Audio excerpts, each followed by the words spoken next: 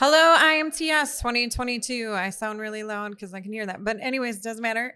Welcome to the Creators Lounge at 338-600. I am here today with a very special guest, Ian Storck. Hello, Ian. How are you doing? Hi, Megan. I'm doing well. So for those of you tuning in, Ian and I actually have known each other for a really long time.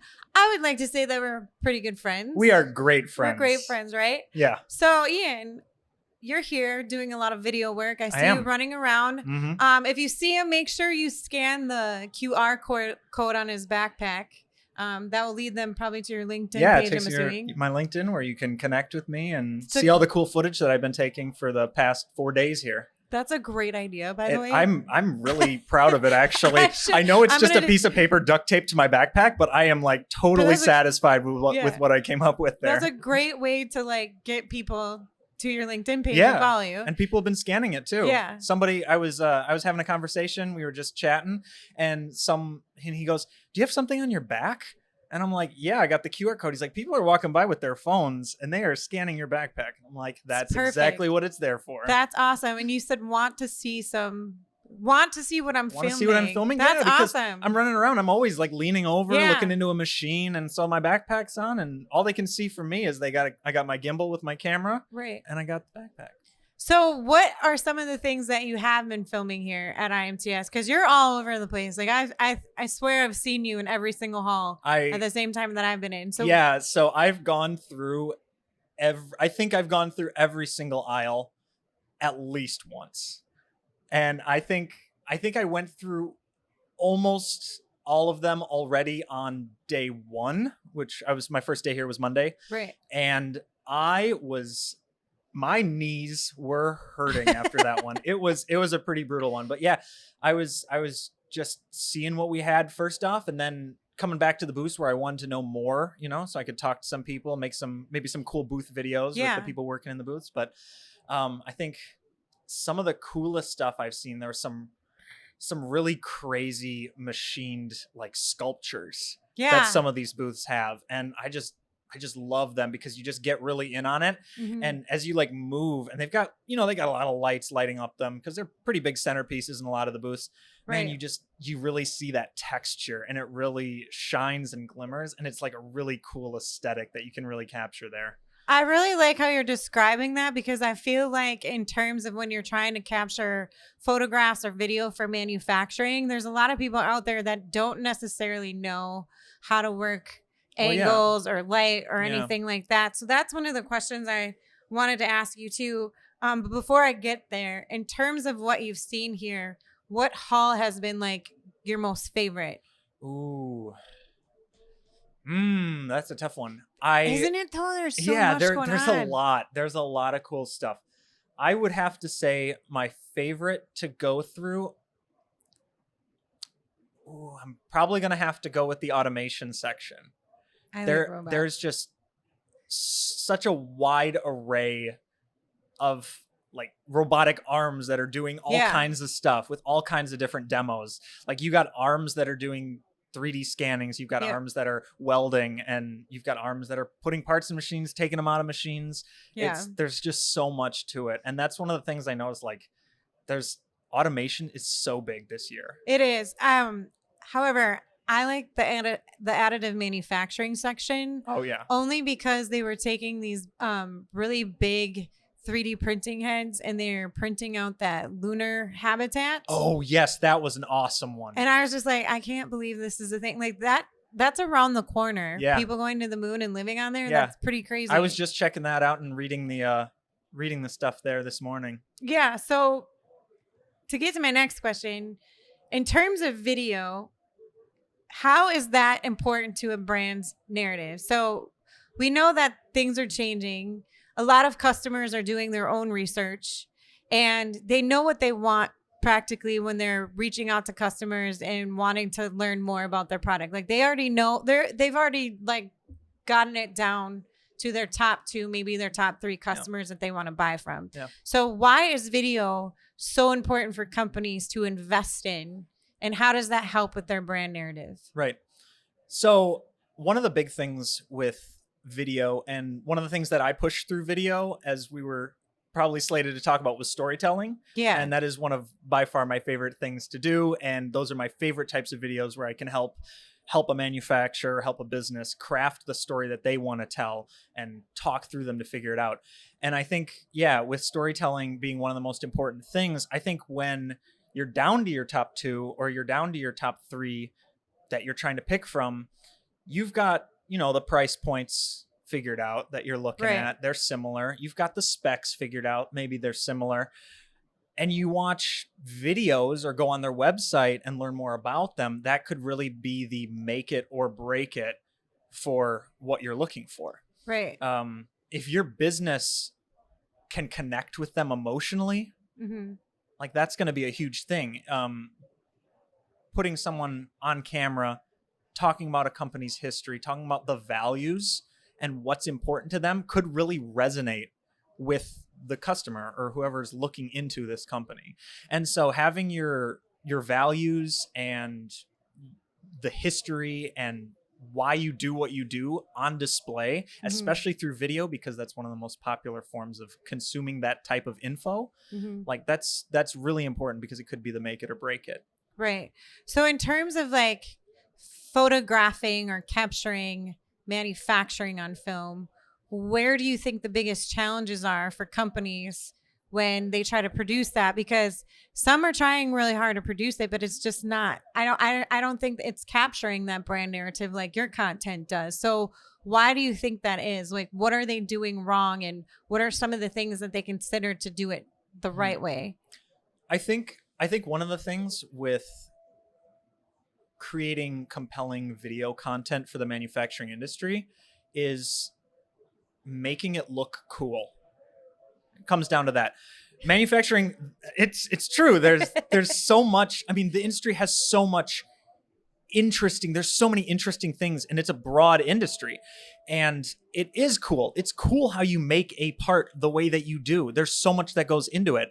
Right. And having a 10-minute one-shot video of a guy standing in front of a machine explaining it, I mean, that can give you the technical details.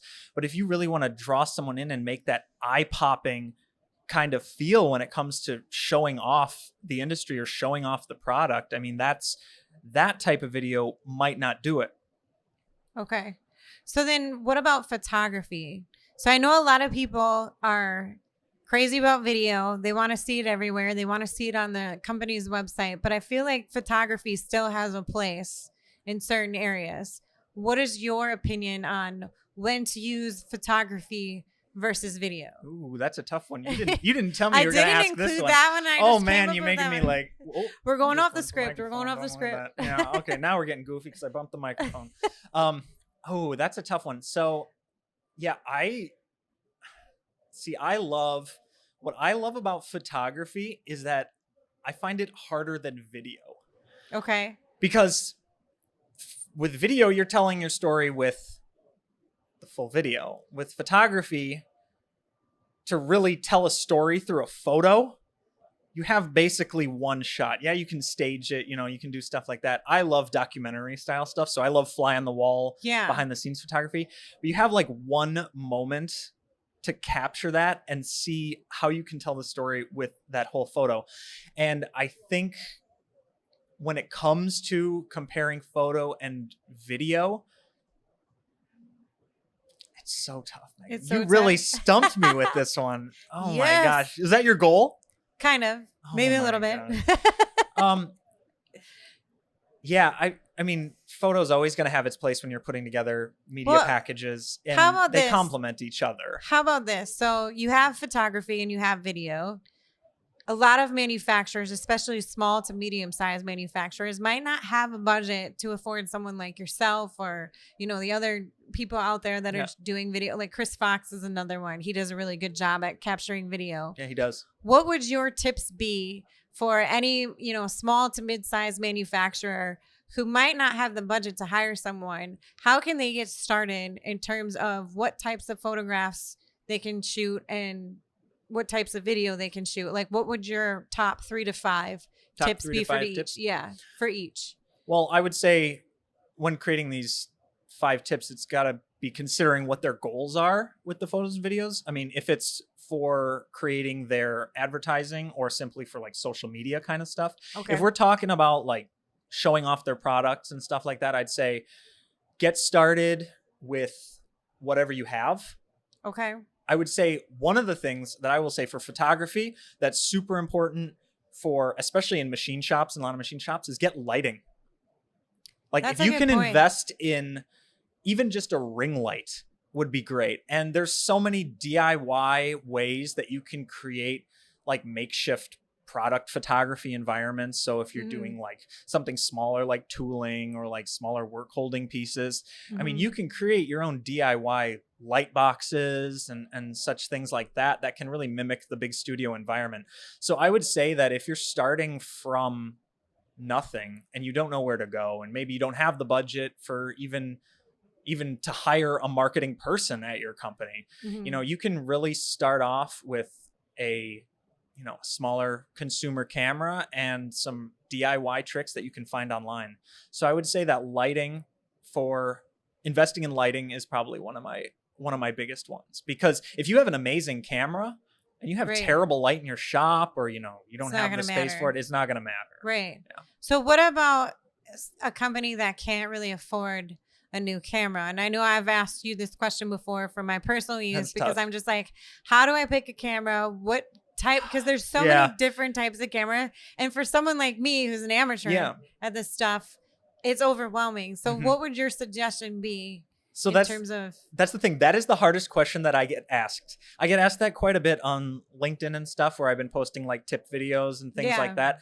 And so you hit me with that one a couple months ago. I did, because I was lost. I was overwhelmed. And so that's like, the hardest thing, because it's like there's so many different things. Like, oh, do you want to create a camera for lives? Do you want a camera for live streams? Do you want a camera for that's hybrid? Do you want something that can create photos and videos? Like, what's your total like media that you want to put together with this camera? I would say that if you're starting out, and somebody came up to me and asked me a little bit about this actually this morning, and I told him, I said, start with your phone. Yeah. I said, do you have an iPhone? Or at least like a phone with a pretty decent camera? And he said, yeah, you know, I got a decent camera on mine. I said, well, just start with your phone, man. And because that's the thing, is like, if you don't wait around, don't wait to start creating content. Right. That's one of the things, is it's not doing anything for you. Even if you're posting something that's just a phone photo, that's better than nothing.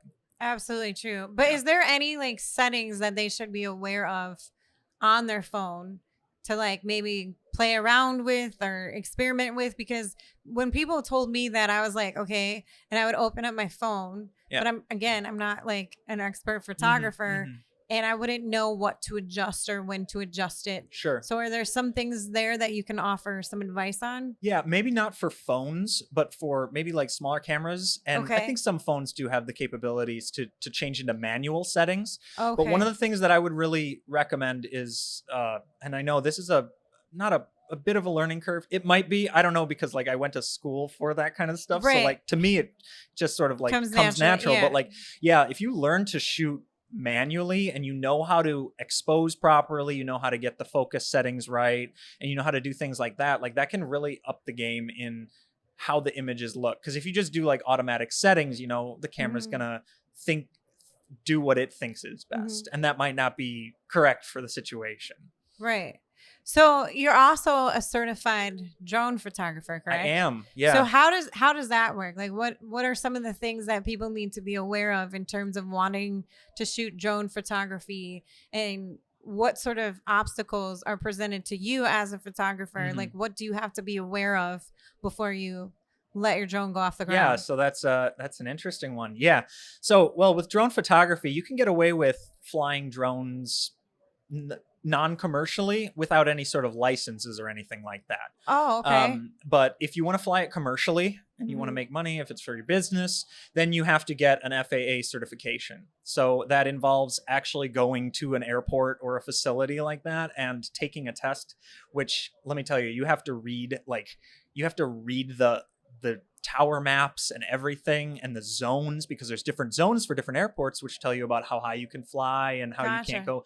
And it's really crazy. And so, I went and did that and got certified. And is it state by state then, though? Like, Oh, this is it's national. It's national. That would be okay, national. well, that's Yeah. good. Yeah, So you because don't have to it's retake a overseen by the test. FAA. Yeah. That's So good. the thing that I would say is when you're flying your drone, I use it inside of really big shops. And I Okay. use it outside. It's really, you just got to be so careful. And one thing, and I've had people ask me to do things like this before, and I've always told them that like I don't feel comfortable doing. Like I've had people ask, why don't you go fly it over this public street or something like that, or oh, you Right. should go fly it over this crowd of people. And I have to tell them, I'm like, listen, like I took these classes to learn about these things. I'm like, you don't want to do that. Do you know what happens if a drone hits a person as I fast as they go? that would probably- Lacerations, Meaghan. I was like, it's It's probably not gonna good. hurt in some shape or fashion. It's Like, bad. it's gonna Yeah. hurt. So there are safety measures you can take for stuff like that because you see drones flying over crowds and stuff, and Yeah. there's different guarding and things you can get like that, and then there's different categories and ratings you can actually get for drones based on Okay. sizes, and then further certifications like that.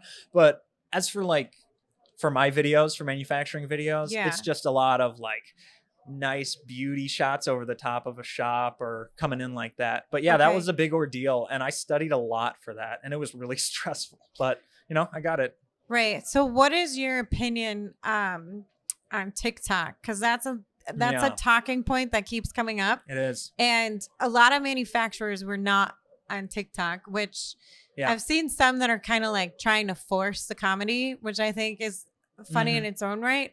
But what are your opinions about it? Like, do you think it's a good idea? Do you think it's a bad idea? Should they stick to one channel over the other? Well, I feel like this is another one of those situations like before when LinkedIn wasn't widely, or Instagram wasn't widely used. Right. And now And everybody's it used to using- be LinkedIn, and manufacturers were probably on Facebook and stuff. And then next thing you know, and I think this was probably maybe 5-7 years ago, maybe somewhere around there.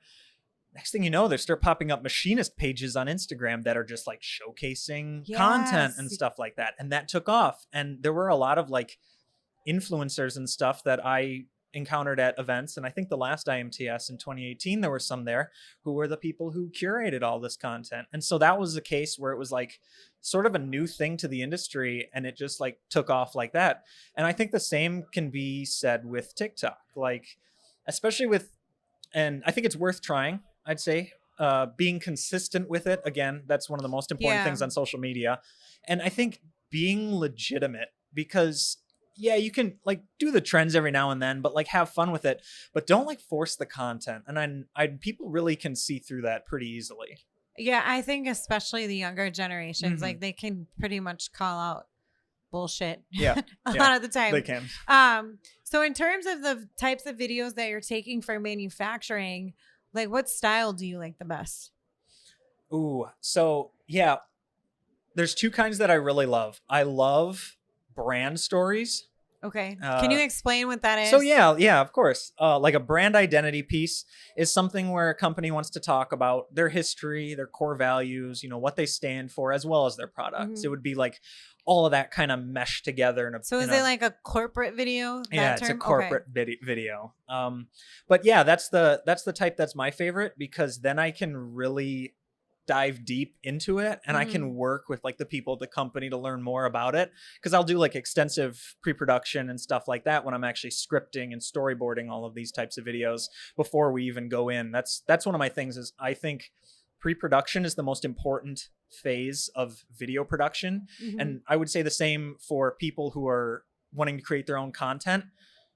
Figure out what you're going to do before you do it. Like I said, it's good to just start creating, but also have like a goal and have a Right. plan for what you want it to be like working towards. And so that's why I think that's the most valuable thing. And that's why it's my favorite, because I love having that whole project in my brain ready to go. And then once we hit the day where it's filming, Yeah. it just goes like a breeze. So is there like a checklist that you provide anyone when you're on site filming with them? Like, is there something they need to prepare for? Do they have to look a certain way? Do they need to worry about any like pattern clothing or whatever? Oh yeah. Like what's your checklist that you go through? So usually before I go to film at a client's place, it's something maybe a couple days before. I'll shoot over like a run sheet, which is typically just a document that's going to say who's involved in the production, what times are going to be this. Like, okay, I'll arrive here. We'll take a look at your shop. We'll get a good filming spot for the interview. We'll do the interview. I'll do the B-roll here. If there's like specific machining that's happening at a certain time, I'll definitely make sure we block out for that. And that's where I'd include all of the additional details and stuff like that. But yeah, there's definitely things like you want to make sure that somebody doesn't show up to an interview on like a white background with a white shirt or something like that, you know? Like they have no body. Yeah. Whatsoever. Or if we're green screening, a green shirt the same color. It's never happened to me before. So. We've done that before on purpose because we were trying to make it look like a floating head, and it was the funniest thing ever. It was super, super funny. So then in like terms of music, do you have suggestions on where they can go to pick the right music, and how do you select the right music for some of your videos? Because I know there's a lot of options out there and it can get really overwhelming. Yeah. But how would you suggest? So, I mean, there's a couple options there's a couple routes you can go with. One of them would be actually hiring someone to compose music for you. That sounds expensive. Which is, yes. And then the other option is finding some stock music.